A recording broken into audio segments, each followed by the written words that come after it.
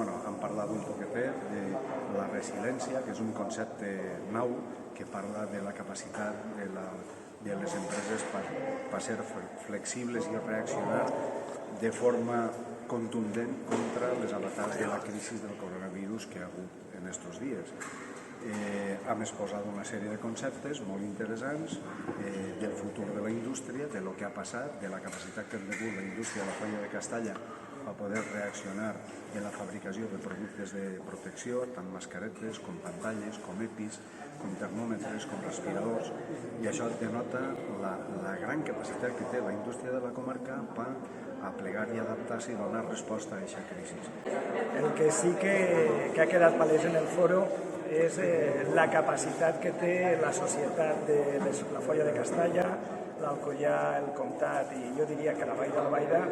de ser resilient. I bàsicament això ha estat demostrat en el sector industrial amb aquesta capacitat que ha tingut per poder reconvertir-se i adaptar-se d'una manera àgil i ràpida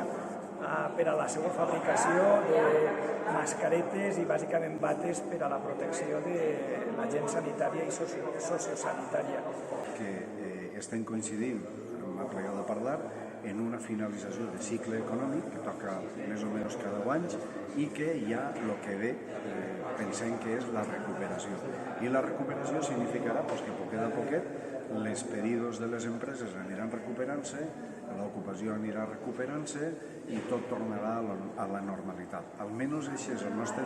desig i el que es vislumbra entre tots els contertulios que han estat parlant així. Hem parlat també del concepte de cooperació, que és molt important entre les empreses que cooperem entre nosaltres